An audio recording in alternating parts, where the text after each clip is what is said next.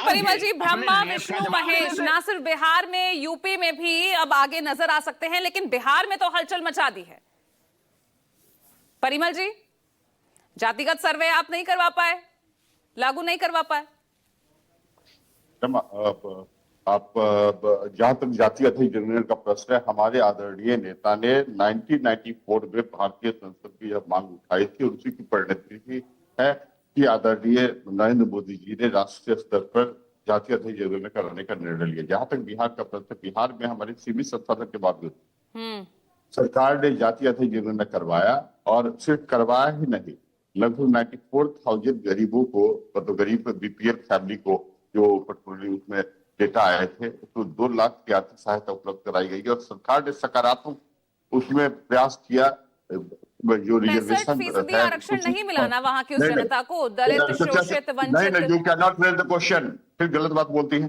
65% आरक्षण सुनिश्चित किए गए एंड मैटर इज सब जुडिस। अभी आप कैसे बोल सकती हैं? न्यायालय पर विश्वास कीजिए और हमें आशा है कि निश्चित रूप से न्यायालय हमारे सरकार ने सकारात्मक मिल जाता बिहार की जनता को। 65% सरकार किया। केंद्र में बीजेपी है, आपकी बहुत बड़ी सहयोगी बिहार में है।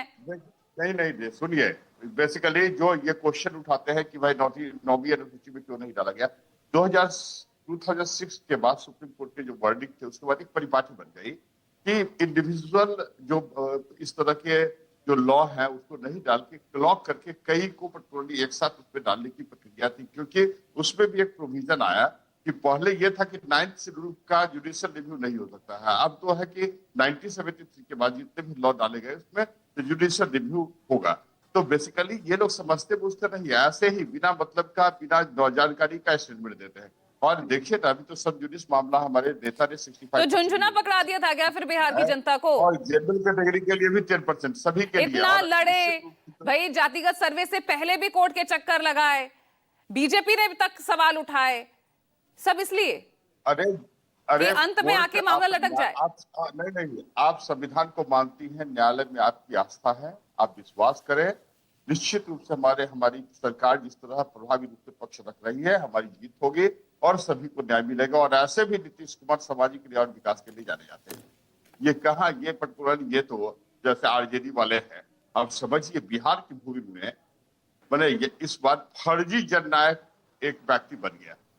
अब इस तरह के व्यक्ति जो स्वयं को अपने आप मुख्यमंत्री के कैंडिडेट घोषित करे, सहयोगी दल बार बार उसको औकात दिखलाने का प्रयास करे। अब वोटर अधिकार यात्रा में तो आपने देखा ही होगा। और सबसे महत्वपूर्ण बात, पूजा जी, एक महत्वपूर्ण बात मैं बतलाता हूँ, जब इन्होंने बाइक रैली निकाली तो बिहार के सड़क के दशा के बारे में इनको एक्चुअल जानकारी हुई और परिणाम ये हुआ कि जब ये यात्रा समाप्त हुई तो तेजस्वी जी रिवर फ्रंट पर डांस कर रहे थे और बैकग्राउंड में। इस बीच में ये भी बता दूं, वो बाइट भी सुनी गई है। प्रियंका गुप्ता जी ठीक कह रही थी, प्रियंका गुप्ता जी ठीक कह रही थी। राहुल, यहाँ पर दिनेश सिंह ने बोला है ये बात कि राहुल गांधी ने गाली दी। धनंजय गिरी जी, ये बाइट में बोला है उन्होंने।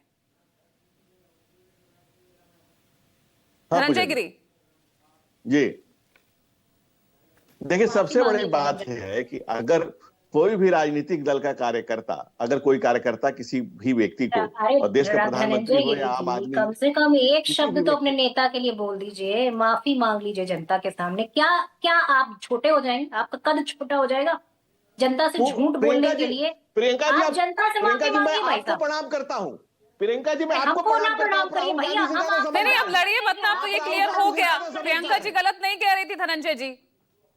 नहीं पूजा जी, प्रियंका जी राहुल गांधी से ज्यादा समझदार हैं। इतनी बात ही राहुल गांधी को समझा देती हैं कि जब दरभंगा के मंच से प्रधानमंत्री की मां को कहा गया तो राहुल गांधी माफी मांग लेते। इतनी सी बात अगर आप राहुल गांधी को समझा लेती। अरे तो राहुल गांधी ने तो गाली नहीं दी ना, जो आपके नेता कह रहे हैं, आपके मंत्री कह रहे हैं।